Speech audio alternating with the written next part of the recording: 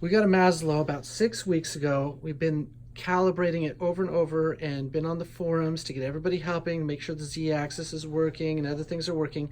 This is one of the first pieces that we cut that was successful. We've had test cuts up the yang, but here's the first piece we did. We did an identical piece at the same time. I copied the picture and pasted it and copied two at the same cut. G-code transferred everything, and look at it. You go down here, and this is flush. You can see it's flush there.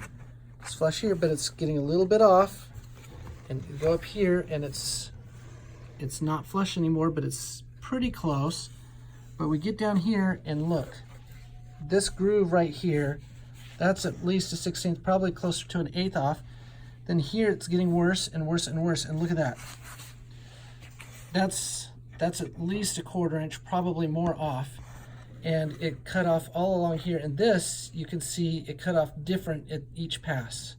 So this is passes 1 and 2, and then this is pass 3 or vice versa or something. But the passes were all skewed. If that was it, we'd probably say, oh, that wasn't so bad. But we did this piece as well.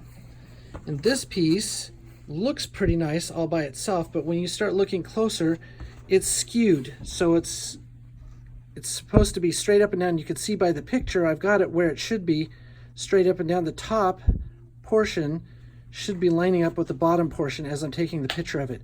It's got this trapezoidal skew to it, and a lot of the pieces have done this. You can look at the very top, this portion right here, this bow, that is right in the middle of the picture that we took, or that it came from, the design.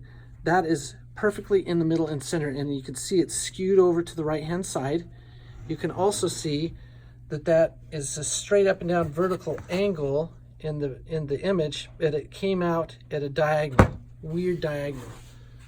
So you can see it's clearly we put it up against the square of the...